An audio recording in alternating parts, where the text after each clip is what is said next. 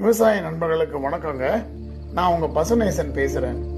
கறவை மாடுகள், தீவனங்கள் இது குறித்த தகவல்களை தொடர்ந்து உங்ககிட்ட பகிர்ந்துக்கலான்னு நினைக்கிறேன். இன்னைக்கு பார்த்தீங்கன்னா செனை பிடிக்கிற வாய்ப்பை எப்படி அதிகரிக்கிறது, அதுக்காக என்னென்னலாம் செய்யலாம் அப்படிங்கிறத தொடர்ந்து உங்களுக்கெல்லாம் சொல்லலான்னு இருக்கேன். இன்னைக்கு அதில் முதல்ல தெரிஞ்சுக்க வேண்டிய விஷயம், வெயில் அப்படி இல்லைன்னா வெப்பம் எப்போ குறைவாக இருக்கோ அந்த நேரத்தில் கறவைகளுக்கு செனை ஊசி செலுத்தணும். இது ரொம்ப ரொம்ப முக்கியங்க. ஏன்னா வெயில் ஜாஸ்தியாக இருக்கும்போது செனை ஊசியோட செயல்பாடு அவ்வளோ சரியாக இருக்காது. இது அனுபவத்தில் கண்ட உண்மைங்க.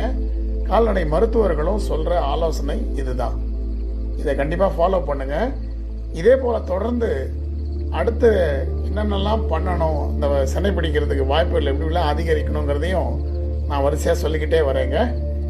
நலமான பசு, வளமான விவசாயி, அதானுங்க சரி. இன்னொரு தகவலோட திரும்பி உங்களை உங்களை சந்திக்கிறேங்க. நன்றிங்க.